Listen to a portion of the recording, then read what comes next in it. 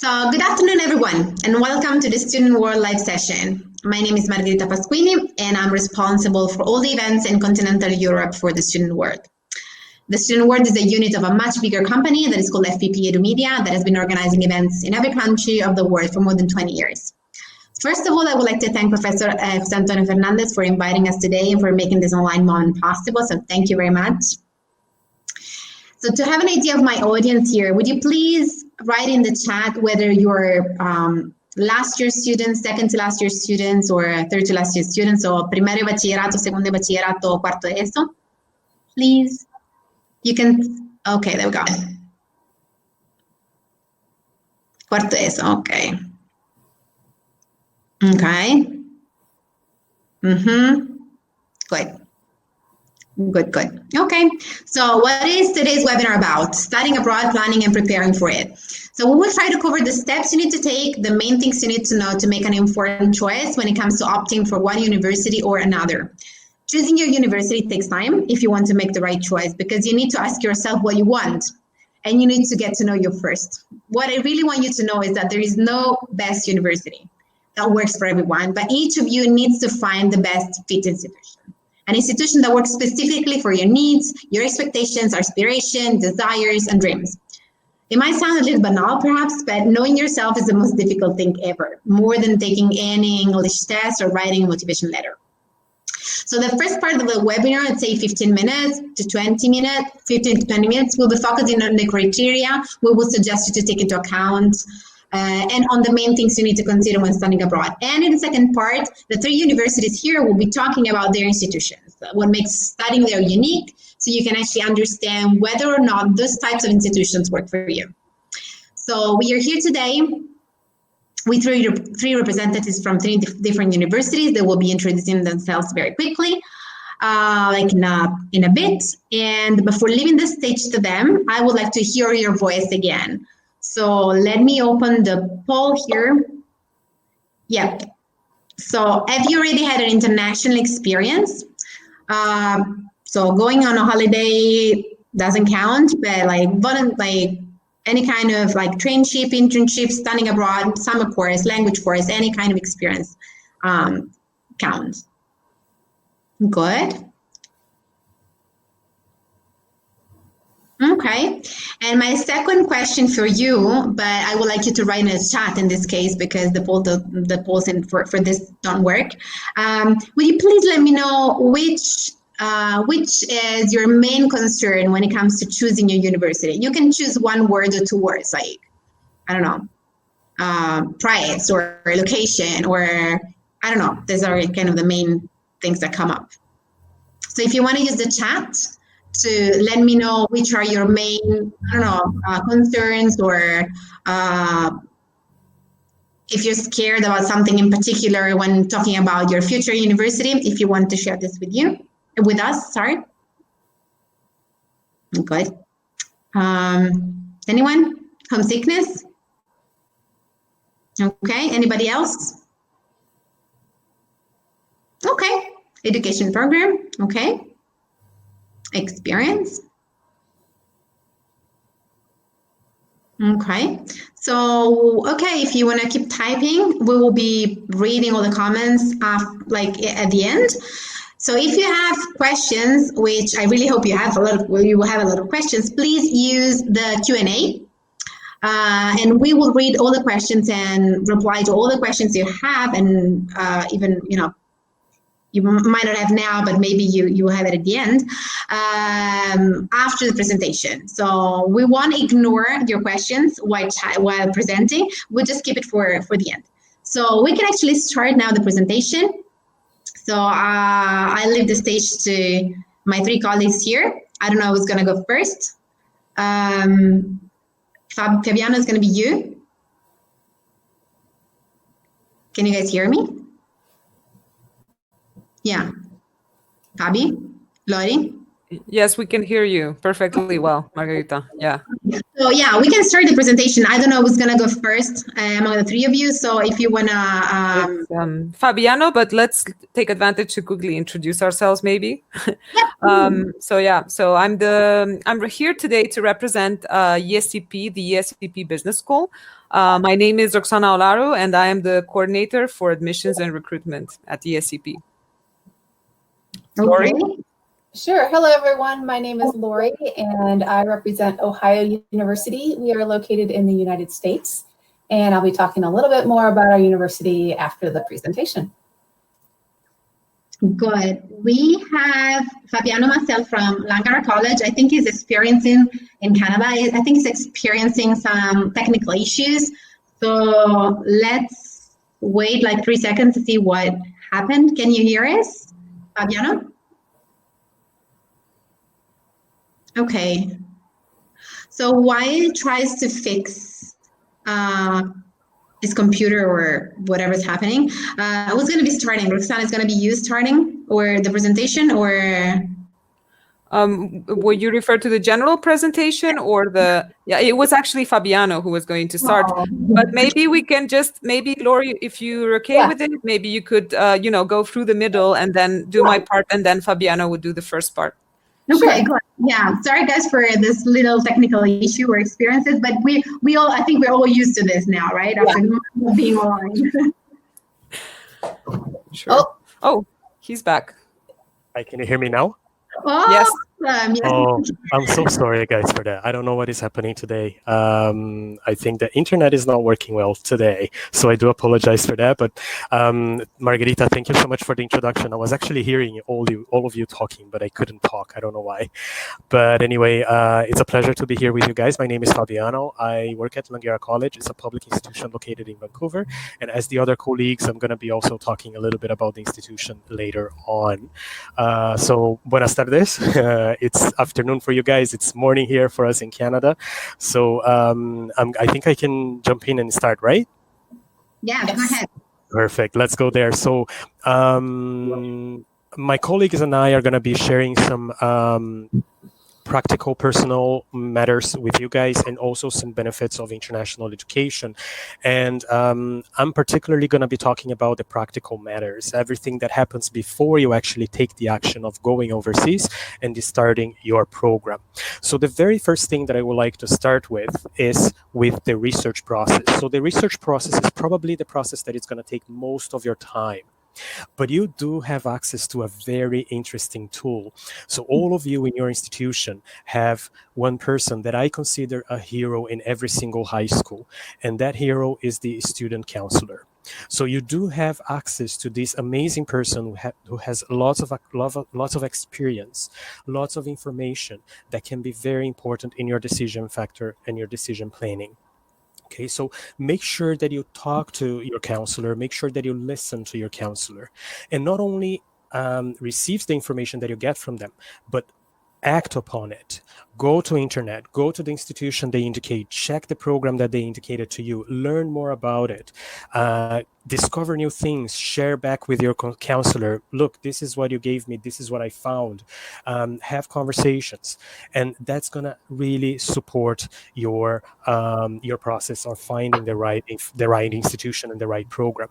The other thing that you have to pay close attention to, as you are located in Europe, you might have access to some interesting facts in regards to mobility that you won't have access if you are choosing institutions out of Europe. For instance, if you are coming to the US or Canada, you're going to be required to apply to a student visa. So double check that. Is the country you're considering requiring that you go through a visa application process, or can you just travel and start your program right away? Check whether or not you are able to work in the country where you're going to study. If you are able to work, when can you start working? How many hours you can work? So check all of those topics, because that's going to be very important for you. And one thing when you are close to decide which institution or institutions and which program, make sure that these are matching your aspirations or the things that you really look for, the things that you really like, and the things that you really want to do. That's very important. That leads me to finding the right fit. So the right fit is not only about the institution and the program itself. You have to look also for the environment. Does the city where you're going to be living offer what exactly you want to experience? What kind of activities you are able to find? What kind of entertainment activities you can find in that particular city? So check that. That's very important for you. Is there a particular country or nation or region that interests you, that grabs your attention? Maybe some cultural aspects that you would like to explore, or maybe a region that you would like to live for a little bit of time so you can learn how things are done there. That's something that you should consider in your research process. And how long you want to study for. Maybe you are just thinking about a gap year to go for a year abroad and come back. Or maybe you want to complete a bachelor's degree overseas, or maybe you just want to do a 2-year program and return to your country and continue your studies there. It's totally fine. There are several options available all around the globe. The investment is something very important to consider as well. So you living in Europe have the advantage of accessing very affordable, if not even free tuition fee in many countries. But you also have to think about what else you have to pay for when you are traveling and studying overseas. Maybe it's not only tuition fee that you have to pay attention to. You're going to have to pay for living expenses. You're going to have to rent a space. You're going to have to eat. You're going to have to move around the city. So how much that's going to cost? Maybe you're going to a city where you don't pay for your education, but the accommodation is so expensive that when you consider going to another country where you have to, in fact, pay tuition fee, it might balance it out. So pay attention to those factors as well. You also need to get ready for your application process. So what can you add to your application that will make you stand out as a candidate?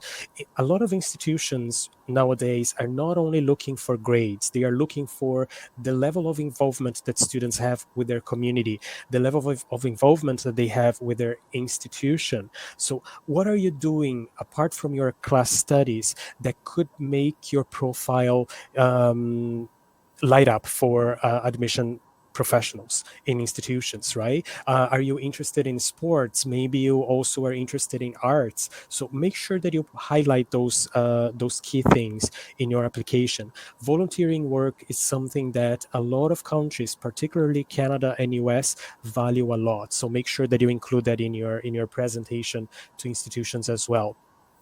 It is very important that you pay attention to the documentation that institutions will be asking you for. So go to the admissions webpage or talk to representatives like us, like Roxana or Lori, to find out what do I need to prepare in order to apply to your institution.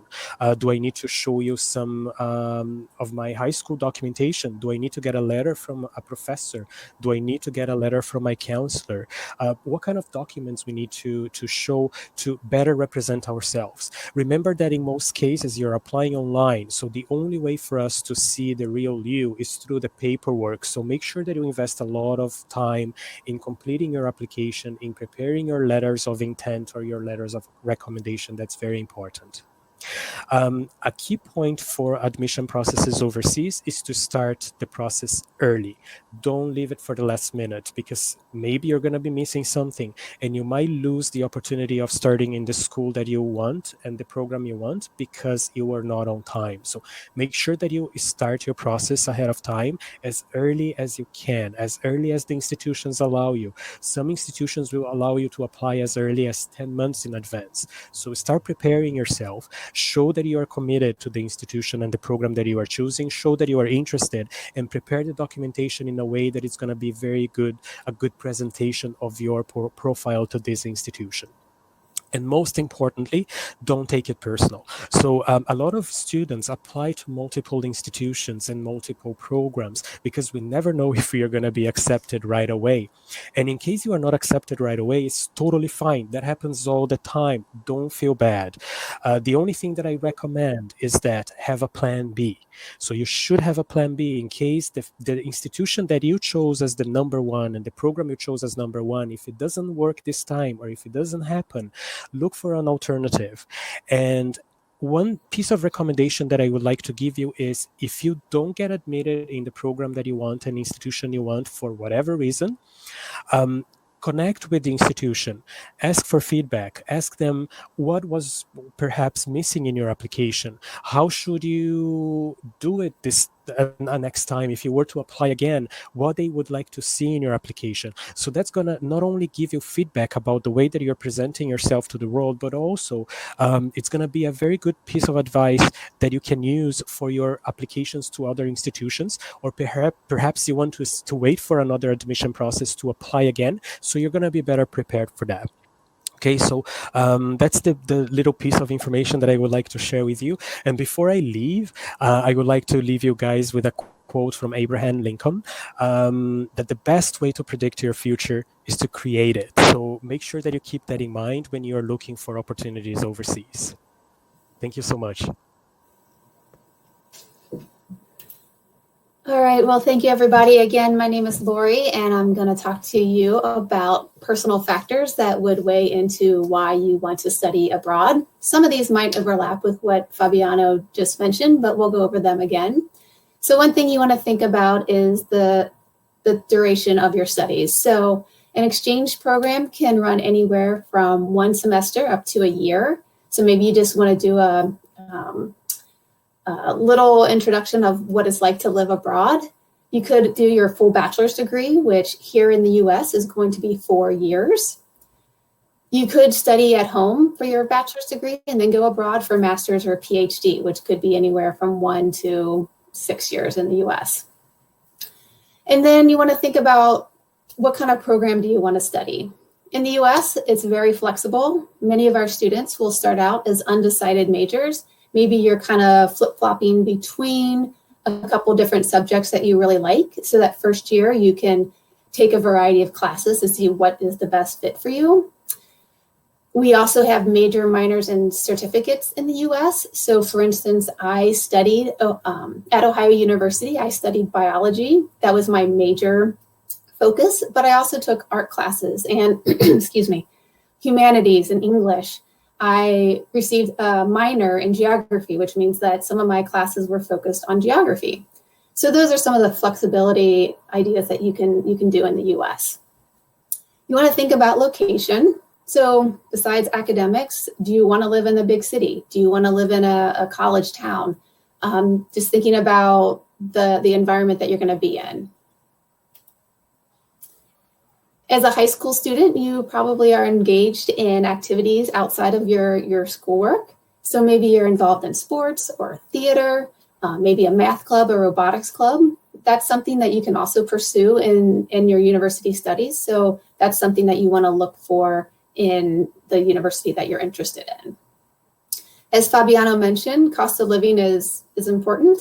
Making a budget, sticking to it, and knowing what you can afford is important.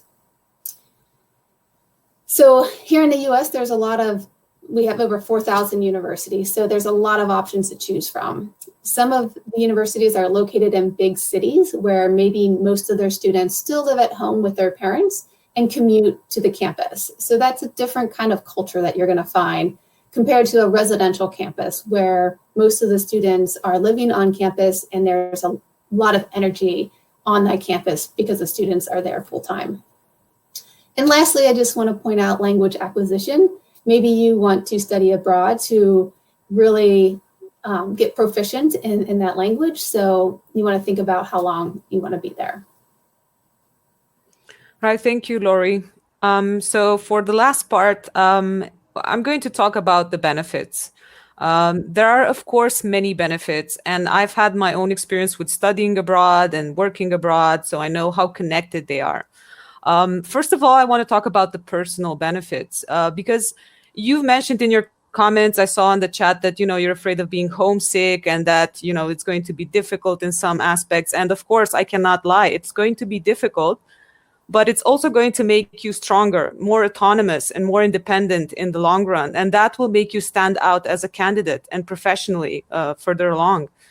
It will also make you stronger because you're going to have to jump through some hoops to get the paperwork ready, what my colleagues mentioned earlier. So you will have to do a lot of different things. And you'll have to take care of details such as, doing the groceries or getting, your paperwork ready, which is, of course, has its difficulties. But I think that in the long run, you will definitely see things differently as you progress in your academic um, structure. You will also make lifelong friends, which is something I hear students from our school say all the time. They love their friends. It's like their family away from home. And I think that's a beautiful thing to build during these years. You will also experience another way of life and a different culture, which I think it also makes you see your own culture in a different light, because if you don't have that distance from your own culture, you will not know, what kind of things you bring, what makes you different and a more interesting professional and person. Secondly, of course, there are academic benefits, which is why we're all here, to talk about those benefits and how they interlink. Amongst the highest ranking universities, most of them are abroad or have some sort of exchange program. You will also be in touch with a new teaching style, because every country does have something specific in the way that teachers share the information. There is a very big cultural element in communication and teaching, and that is something you will be exposed to. Lastly, in the academic area, you will be recognized by foreign institutions and employers worldwide, because they will recognize your institution. They will, recognize the merit of taking the chance of studying abroad, of growing, of learning more. So that is extremely important for when you choose to do another master's, for example, or when you want to find a job. And I can say that from experience. And lastly, but not least important, it is extremely important when you're going to look for a job. In terms of employability and having a higher salary, it's actually well documented in many research papers. And it's actually going to change your life. It's an important choice. That's why you should take the time to make the right choice as well. It will also offer you the way towards networking internationally through your peers, through your teachers, through the professionals you're going to meet along the way. And then again, it will also help you, something that we mentioned before, it will also help you to develop language skills and soft skills most of the times. And this is absolutely vital in the current work, like in the current global work area, because it will definitely be something that differentiates you from the rest of the candidates. So yeah, those are there are very important elements and very important benefits of studying abroad. And I think you should definitely take into consideration just how much they actually are connected one with the other. And lastly, something that I think is extremely important that all of these areas give you is perspective. They give you a different personal perspective, a different academic perspective, and definitely a very, very different professional perspective. So that's it from us, Margarita, in terms of the general advice. I don't know if you wanted to add something. I think it was, honestly, thank you very much, because I think it was very well structured, and I think you guys really nailed it. I mean, you covered so many important things. I think we can move on to the presentation of each institution, and then perhaps when it comes to questions, maybe we can go back to new things that come up, because of course it cannot be considered complete. Of course, there are many other factors to include, but this is a very good general review, I would say. So thank you very much. All right, thank you. So I'm just going to move along and start with our own presentations, our own school's presentations. First of all, we come from 3 different geographical areas, which are represented in the flags. As you can see, we have the European Union, and you will see why in a minute. We have the United States and Canada. So I'm going to start with my school, which is the European Union one. I'm here today to talk to you about the Bachelor in Management at ESCP. Our school is a global school. It's a multi-campus school. That's why I cannot place it in one geographical area. What students say they love about our program is basically the fact that they can actually choose where they want to study every year. And they get to live this amazing experience by studying, networking, and having professional experience early on, in 3 different places. So you can choose from London or Paris in your first year. You could go to Madrid, Paris, or Turin in your second, or Berlin or Paris in your last.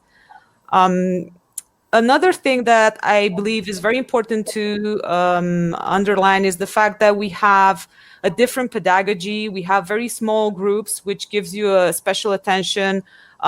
We have over 60 different nationalities in the bachelor because we recruit globally. So you will have a lot of exposure to an international environment.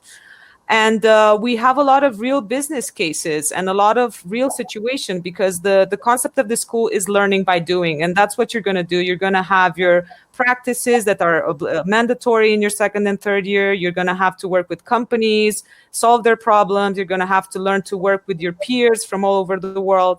And all of this is extremely important early on. It's also because I've seen some comments about what you're going to study. So what you would be basically studying are the core subjects of any business school, let's say. But on top of that, we also have liberal arts. We have sociology, psychology, cultural awareness, for example, and languages. That is part of your studies. You also will work on your personal development, writing skills. We have a lot of workshops on how to interact with an employer, for example, how to prepare for an interview. Everything is very practical and very hands-on. And of course, last but not least, you will gain a lot of professional experience early on, because as I said, you have to work together on projects with companies. You have to do an internship in your second and last year, and that of course prepares you for your professional life, which we could actually see also reflected in what our graduates are doing. 67% of our graduates actually start working after finishing this 3-year bachelor studies. They have a 98% percentage of placement, which means they find a job really easily after graduating. The other 33% are studying in specialized masters. So not only is it learning by doing, but it's also finding your own path and finding what you're passionate about and actually putting it into practice once you know that. So it doesn't restrict you to one area. You can choose from many different subjects, many different areas, and then decide in your third year to specialize, and then decide to work or study in that area. This is just like an image of some of the companies where our graduates work and the areas where they work. And I think in today's economy, in today's situation, it will be a very important and determining factor for your futures. How fast you can find a job, how well paid it is, and the opportunities that will open up through this program. So basically, this is it. As I said before, what I believe studying abroad should give you is perspective and an amazing experience to get to know yourself. And basically, this is what the Bachelor in Management is, and this is what we offer you. Thank you. Lori. Thank you, Roxana. Again, my name is Lori, and I'm going to talk about Ohio University. This is a photo of our university with the river in the foreground, and there's hills in the background. It's a very natural environment. There's a lot of natural beauty. We are located in the eastern part of the US in a small town called Athens, Ohio. We, as a university, were established in 1804, which is a pretty old university for the US. Might not be so old in Europe, but for the US, we were one of the first public universities. We are a research university, which means that our professors are actively engaged in research. And what that means for our students is that they can be a part of that research and get that hands-on experience. We have 17,000 undergraduate students and about 5,000 graduate students. And this would be a mid-sized school in the US. It's not huge, but it's not a small school by any means. We have over 250 majors, so everything from business, engineering, fine arts, health sciences, the sciences. As I mentioned, I studied biology. So whatever you're interested in, we probably have that major. I like to point out our Career Leadership and Development Center. This is an award-winning center on our campus that helps students be job ready for when they graduate. And that process starts on day one. So students can be involved in the Career Leadership and Development Center as soon as they step on campus and get those resume critiques and interview building skills as soon as they can. And I want to point out that we do have scholarships for international students. Here are a few photos of our university. We do experience all 4 seasons. So we are hot in the summer, we are mild in the spring and fall, and we're cold in the winter. We do get snow, as you can see from the kid in the snowboard. We are a very secure, safe environment. We have our own staff of police departments that roam our campus. Excuse me. And we also have the Athens City Police that help keep our city safe. And that is my information. So if you want to take that down, you are welcome to contact me whenever you like, and I'm happy to take any questions later. Thanks. And you'll be able, Laurie, to get in touch with students afterwards. So, and they will receive the registration, the recording. So I'm sure they can keep the details. Great. So Fabiana gets started, right? Yeah. Yes, thank you so much, Laurie. Thank you, Margarita. So I'm gonna show a little bit of Langara College for you guys, So our institution is a public institution. We are located in the west side of Canada, by the Pacific Ocean. So I think I'm probably like around 4 to 5 hours from Ohio, by plane, of course. So it's not that close, but anyway, it's we are on the west side. We are celebrating our 5th anniversary right now. The big celebration for us happened last year in our 49th anniversary, because our campus is located on the 49th Avenue, and we are on the 49th parallel. So 49 is a very magic number for us. So that's why we celebrated 49th anniversary. But this year we are celebrating our 5th anniversary, which is kind of traditional thing to do. We have over 16,000 students on campus at one particular time, and our population is very diverse. So 16,000, as Laurie mentioned, that's a mid-sized institution for US. Canadian institutions are much smaller, particularly college institutions. So 16,000 students is me to actually large size institution, I would say. And the interesting factor about our population is that we have a very diverse population on campus. We have more than 100 countries represented in our campus, which is great. So it gives you the opportunity, as Roxana mentioned, to interact with students from all over the globe, which is great. A little bit over 100 programs available for international students. And within those programs, the students can choose more than 1,500 different classes that they can take.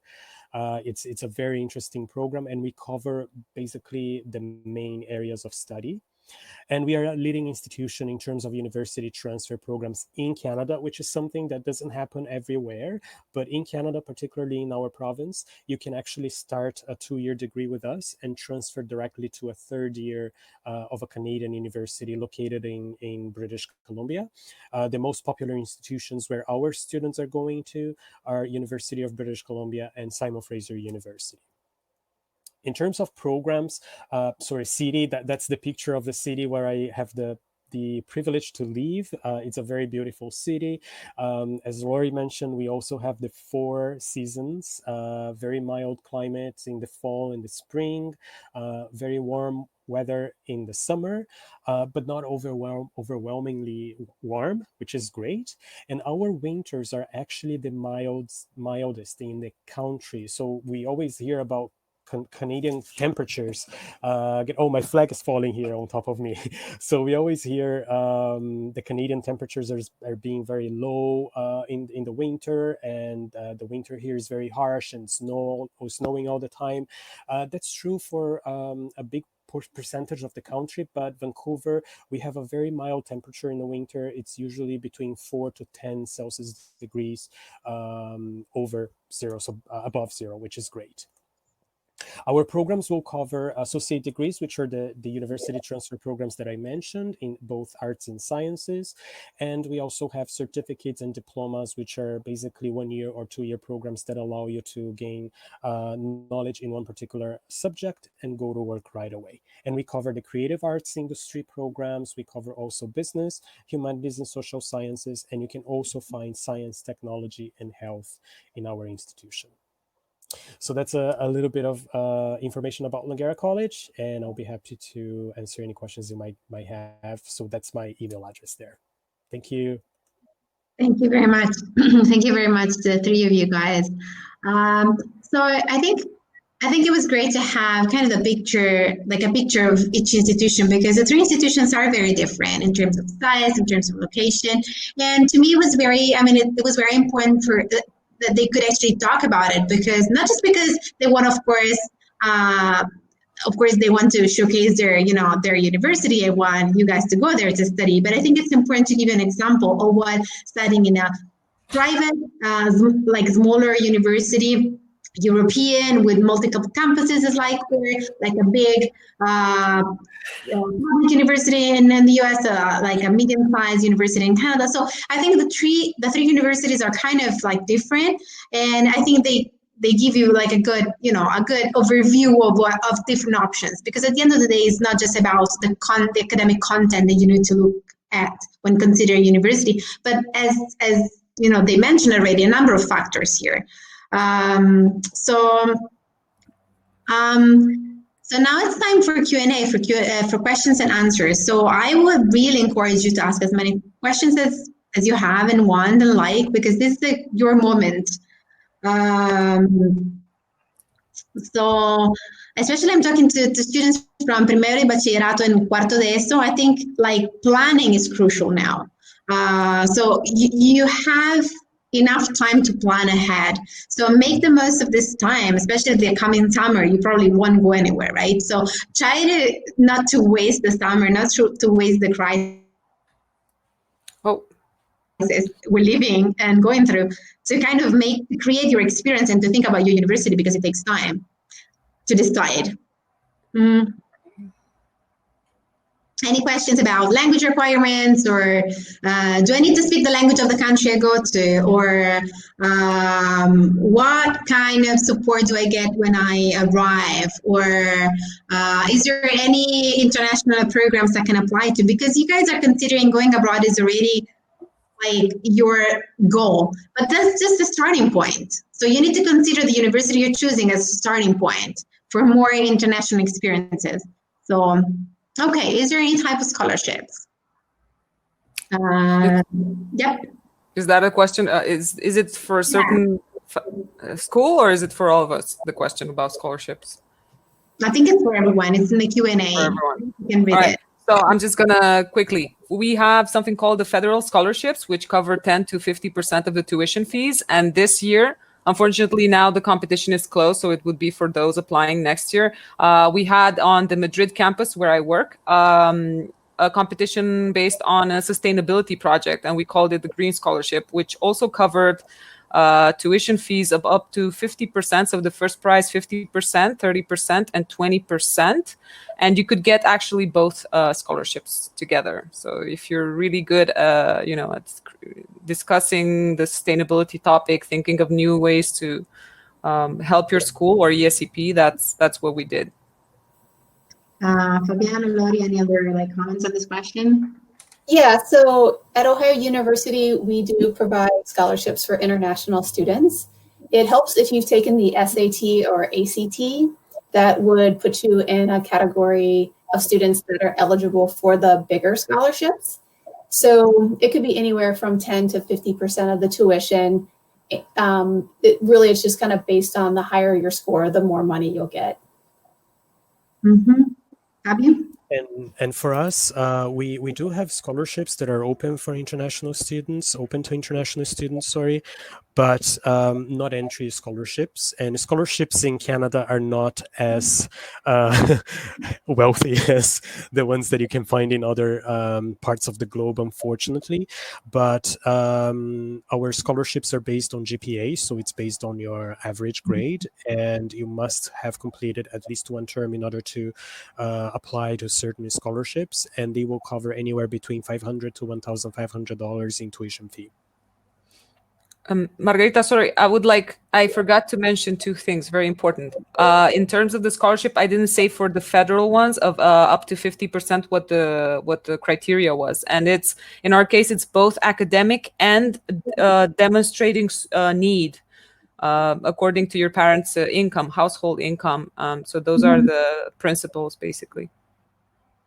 Yeah, I would like to ask another question. This kind of as a question for me on behalf of the students, I would say. So, like, scholarship is really important and certainly something students are interested in. But in case they don't get scholarships, which might happen, is there a way they can, for example, like on-campus jobs, or is there a way, because guys, you need to take into account that maybe you can also work while studying, and this is part of the experience. So of course you can ask, you can apply for a scholarship and you might get one, but you also want to consider that in some universities you might be able to work on campus or off campus, depending on, different laws or regulations that, kind of keep everything under control. So yeah, this is another thing. Maybe you guys want to say something. Yeah, sure. So we have campus jobs, but basically we don't encourage you to do that in your first year. We have campus jobs starting your second year. We also have, because I don't know, other than campus jobs, there are students who actually take up part-time jobs during their studies. But as I said, we don't encourage it in your first year. And we also have an agreement for loans with a very interesting startup that can actually help you, if that's another option in financing your studies that you're looking at. So yeah, that's it. In the US, international students are allowed to work up to 20 hours per week. So it's not going to be enough to pay for your education, but it could be enough to pay for your books or your personal expenses. And we have a lot of jobs on campus for any students, international or domestic. So it just, yeah, you can definitely work on campus. And for Canada, we do have the opportunity of work. So the Canadian government allows students with a study permit to work 20 hours per week as well. During their studies, we have jobs on campus, but most of the students find jobs out of campus because there is a limitation in terms of how many jobs you can find on campus. The interesting thing about Canada is that you are allowed to work full-time during your vacation. So in your official breaks from school, you can work full-time. And once you graduate, you are actually able to obtain access to a work visa that allows you to remain in Canada for up to 3 years and gain professional experience, which is really good. You come back home with a certificate or a diploma, and you also come back home with some work experience as well. Okay, good. So we have another question about language skills. So Lucas is writing, you need to speak well the language. I don't know if it's Lucas, do you want to specify if you're referring to the language of the university and the court? Because we need to specify, where for Canada and the US, maybe it's not to be specified because it's implicit, because the language of the academic offerings is the same language spoken around you. But maybe, Roxana, we need to add some other words on this. Yeah. Consider that not only universities located in English-speaking countries offer English, courses on in English. So you will have courses on in English in almost all the countries in the world nowadays. So if the question is regarding to the language requirements, then it's a very specific question. So you might need to take some specific tests. I will let the representatives apply. But if you're referring to the language outside class, then maybe, Roxana, you want to say something? Yeah, sure. Since this is a multi-campus school, the program, however, is a business bachelor. So we're doing that in English. The official language is English. However, given that we have so much richness in traveling and being in different countries, as I said, part of your studies will be languages. There are some prerequisites for the second and third year. For example, if you want to go to Paris in your second or third year, you will need to have a certain level of French. But that is the only conditioning factor I can think of, because you were all in Madrid from what I know. So you probably speak Spanish, I imagine.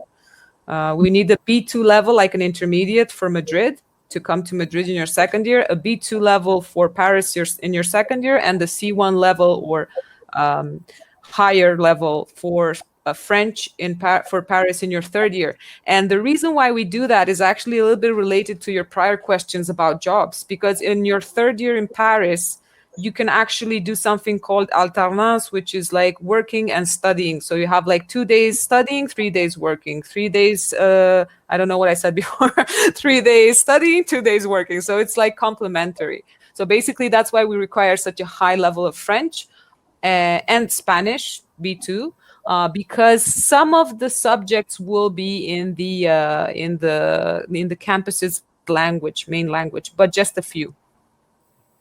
Yeah, I don't think Spanish will be like a problem for no, that, for sure not. Yeah. And if I may add something before Lori takes the microphone, I think, if you're interested in a multi-campus experience, I think it's good to consider learning another language, because anyway, even if you study in English everywhere, you do want to interact with people around you. You do want to make like local friends. You do want to go to a grocery store and like imagine like your neighborhood, not like the little old lady like selling onions. Like she wants to speak English, right? So it's going to be the same in every corner of like any big cities in Europe. Not in Paris, not in Milan, not in Rome. So like it's going to be the same, basically. Yeah. And sorry, but just to make clear something that I may not have, but part of their studies, actually a part of your studies will be languages. So if you're going to Turin, let's say, although we don't have a language requirement from the school side, you are going to take up Italian classes. So when you go there, you're actually prepared to interact with the lady, as Margarita said, who's selling onions, right? And like interact with people around you, which is really nice and a super nice experience. And I can promise and swear 100% that only in Italy do not speak English. I can tell you guys. Yeah. True. Do you want to say something else? Or shall we move on to the other question? So Sonia is asking, is it recommended to take both the SAT and ACT? I don't know if any of you want to say something. I can talk about that. So for international students, it's not required that you take the SAT or the SAT. It's only required for scholarships. And that's going to vary with every university in the US. So some will require it, some will not. So that's going to be part of the research that you do as you're narrowing down the universities you want to apply to. You'll want to see, do they require it or do they not require it? As for which one is better, there's really no preference usually. It's a good question. It's the one that we get all the time, but usually we're just looking for, how competent you are in those subjects. And the ACT breaks out the subjects a little more because it has science separate from math and English separate from reading, whereas the SAT puts English and reading together and science and math together. So it really doesn't matter. I have another question. So again, I'm talking on behalf of students who might be a little bit shy. So guys, we want to hear your voice. In the meantime, I'll ask another question. Please write some questions here because this is your moment. So as an international student, which kind of international, experiences I might have because Roxana was very clear, of course, and like, because of the multiple campus, settings they have. But Danielle, I'm sorry. Like when I say your voice, I mean your voice on the chat because we cannot activate your microphone. So do you mind writing the question instead of like speaking? I'm sorry. Yeah, I should have been more precise. Sorry about that. So if you want to write a question, if you don't mind writing, that'd be awesome. Thank you.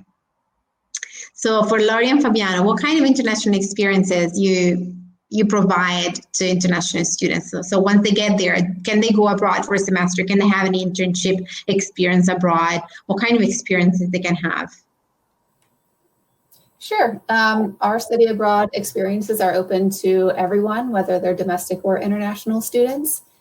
Once you're in the US, though, you're kind of already having that international experience. So the nice thing about where we're located is that we're kind of close to the East Coast. So we're an easy plane flight to New York City, Boston, Philadelphia. We're an easy drive to Washington, D.C.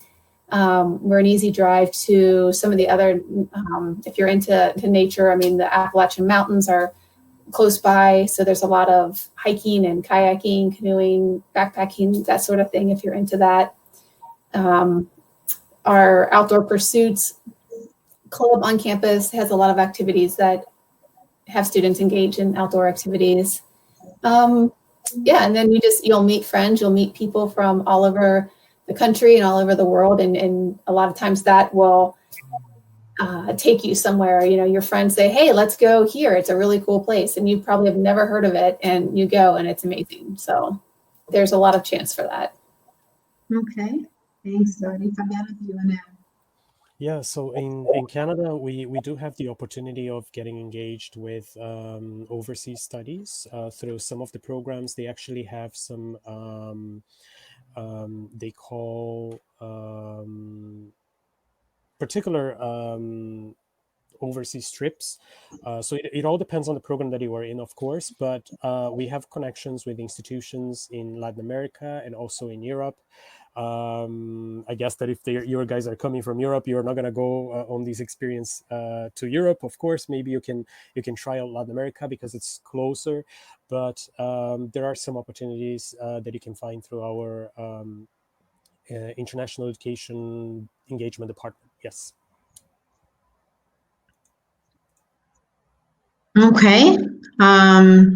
Yes, Danielle, if you want to write your questions here, please feel free. Okay, good. All of you answered questions. Awesome. Fantastic. So I don't see questions now, but I would like each of you to tell us which is the typical question you would receive from students. Because I know you've been talking to so many students over the past, I mean, this started probably this job. So which is like the I don't know, the most typical question students will ask you. So maybe this can kind of encourage, them to ask other questions. So maybe, I never thought about it. Well, one thing I'd like to point out, if you're interested in studying medicine or law, the US is probably not the best place to come. Our education to become a lawyer or a doctor is very different than the rest of the world. So a question I usually get is, I want to study medicine. Well, honestly, you're better off staying in Europe or maybe going somewhere else, because in the US, it requires a 4-year bachelor degree after high school. Then you go on to either law school, which is another 3 years, or med school, which could be another 6 to 8 years. Mm-hmm. So not only does it just take longer, it's more expensive. So those are two subjects that if you want to study, you're better off going abroad in another country. Thanks, so I think this is very important because, most students ask, can I come back to my, to my country once I'm done? And I think you should ask yourself, what kind of degree you want to, what kind of career you want to pursue, because for some careers, actually, it's very hard to have, the degree, the final certification recognized back home. So if you want to do, if you want to be a psychologist, for example, back in Italy, I don't know, I'm just saying, you need to do a national exam. So you need to make sure that the path in front of you is clear. So studying abroad, it might not be for everyone, because not everyone, unless you want to live in another country, you're going to be moving forever and ever, and that's different. But if you're planning on coming back, which is fine, you need to consider, you really need to consider what the best choice could be for you. So thanks, Lori, for bringing this up, because I think it's super important. Yeah. I would like to actually develop on that as well, because it's one of the questions that I get a lot in Spain. Like, what is the diploma?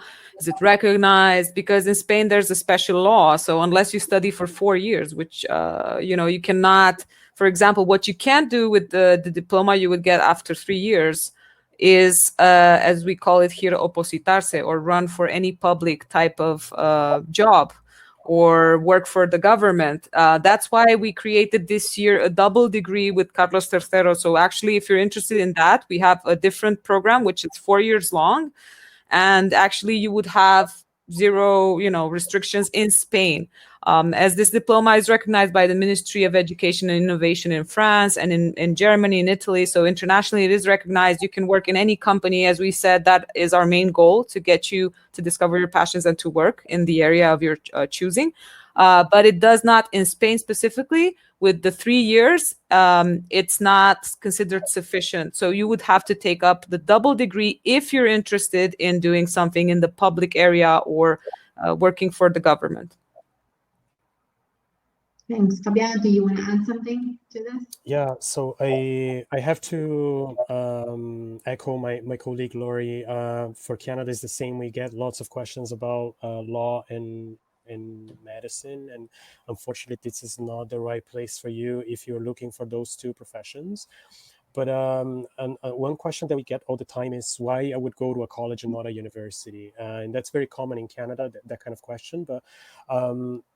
The thing that I can share with you guys is that in Canada, I'm talking about Canada as a country, the college education is very well received and very well recognized because corporations actually work in collaboration with institutions to create these programs. So these programs are tailored to the needs of the market, and that's why college institutions are very well regarded and very well recognized in our country. So a 1-year degree, a 2-year degree in a college will allow you to get in the job place, in the job market, and that's something interesting. And many of us also developed the university transfer program that allows you to transfer to any institution in the country, which is great. So that would be a question that we always get as well. Thanks, Fabiano. So I have a question from Alessandra. How long does a degree last? So I think the answer will be different from each of you. So you wanna start, Lori? Do you wanna start? Sure. Do you mean how long does it take to get a degree? Yeah, I think is it here in Europe, undergrad degree is like 3 years. So well, in US it's 4 years. So maybe, Yeah, in the US, a bachelor's degree is usually 4 years. Yeah. Roxana? As I mentioned, our bachelor in management at the SEP is regularly 3 years, but we also have the double degree option for students tailored to Spanish students' needs, actually, with the 4th year done here in Madrid in the Carlos III University. Okay. Fabiano? For us in Canada, bachelor's degrees are usually 4 years as well, and we do have the certificates which are 1 year and the diplomas which are 2 years traditionally. And some institutions also have what we call advanced diplomas, which are 3-year degrees, but bachelor's degrees will be 4 years long. So I would say, Alessandra, the answer really depends on the country. So once you identify the country you want to study in, then you might, figure out how long it will last, if that answers your question.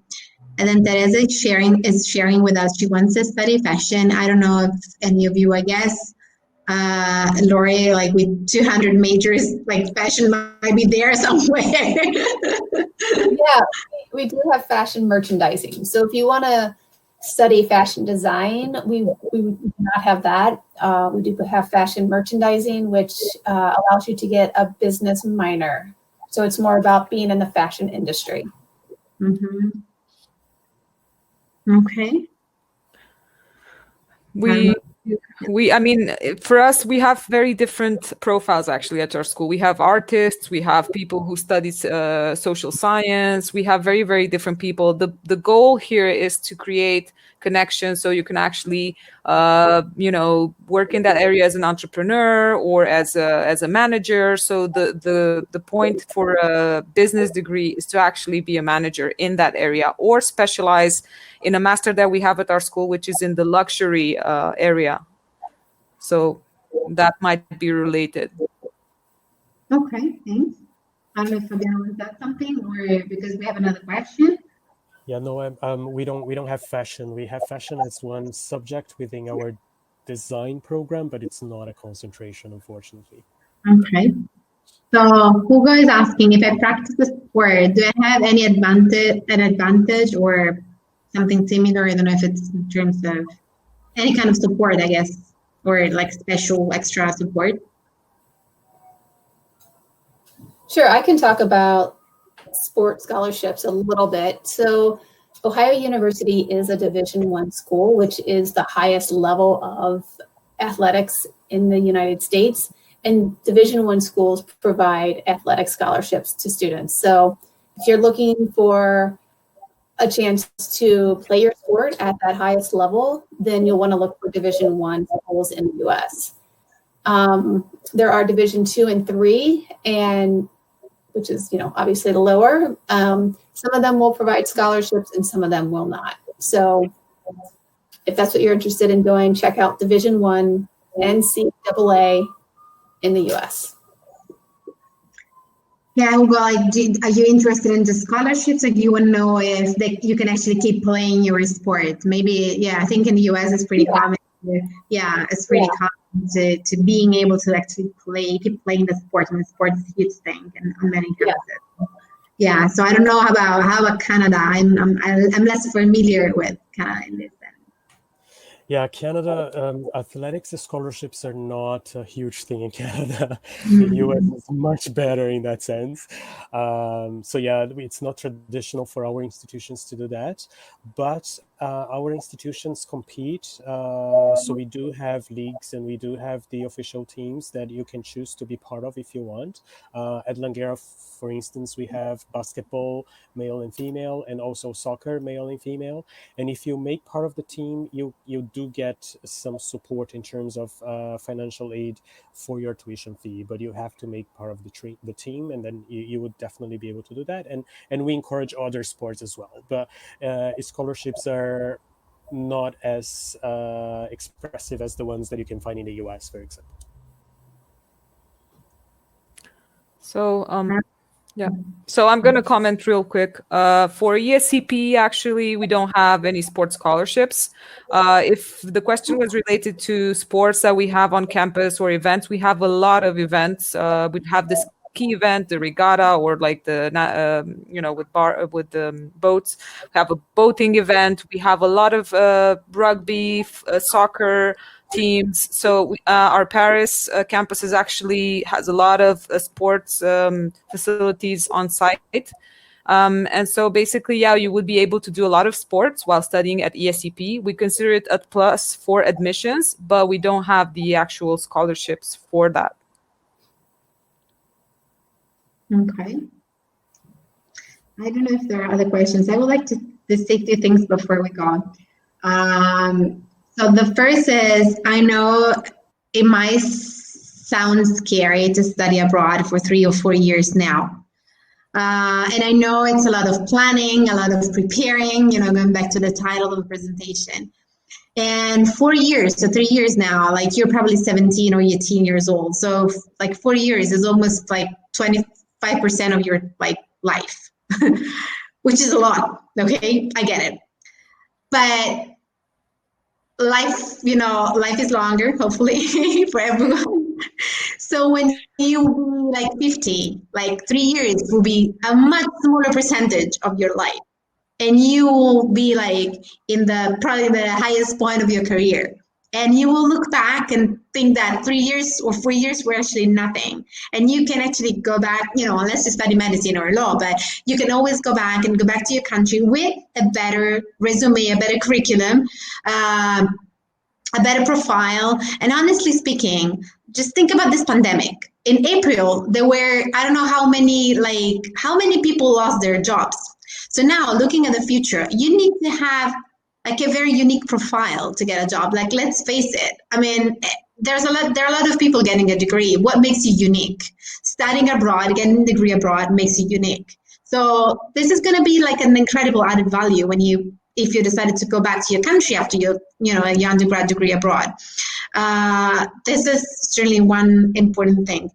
And the second thing, I would like you to consider that the undergrad degree is just a starting point again. I mean, it's not the end. I know it's a big choice you make, but it's not the end of everything. It's just the start. So, and you don't know what actually an undergrad degree abroad can take you afterwards. So just try to be ready. And those people like on the other side, so Fabiano, Lori, Roxana, they will help you all the way through. Them or any other university you might want to consider for your future. There are a lot of people like that would help you, okay? So you're not by yourself. There are like tons of students doing the same thing, going through the same path. And if you're considering going abroad, try to visit the university, okay? Try to plan a short trip. Okay, now it's not possible. As soon as it's going to be possible again. Try to plan a short trip. Or there are summer camps at the universities abroad, so you can actually taste and see and experience what living in that university is like. So try to experience it before, because 3 or 4 years is not that long, but if you don't like it, you want to kind of have an idea what it looks like before moving there permanently. Okay, so the idea you might have of Canada, the US, or France, or Spain, you're pretty familiar with it, but any other country, try to kind of ground it down to reality and see what it looks like in reality. So go and check it out with your family. Make sure your parents like it, so they don't, they're not on you all the time, scared. So that would be my recommendation, and somebody that's worked in the higher education field for more than 10 years. So this is it for me. I think we got good questions and great presentation. I want to thank you guys once again. And if you have any other questions, I will leave like 30 seconds extra. If not, you will receive this presentation recorded tomorrow or the day after tomorrow. So if you want to share with your parents, families, friends, whoever you want, please keep discussing about studying abroad, because this is super important. Plan ahead, because timing is crucial. I mean, many universities will accept your application until December for next year. So don't wake up like in June of next year saying, oh, I want to study in the US, because applications close in December, okay? So that's important. So try to plan carefully. And my colleagues here will reach out to you like in the upcoming days to say hi and to share more information. That's it for today to me. Thank you once again, and good luck with your future, guys. Oh, we have another question. Wait. Oh no, that was thank you, a pleasure. Okay, good. So we don't have any other questions. Okay, thank you very much. Have a good afternoon and a good day, Fabiano. Bye. Bye-bye. Thank you, guys. Bye. Bye.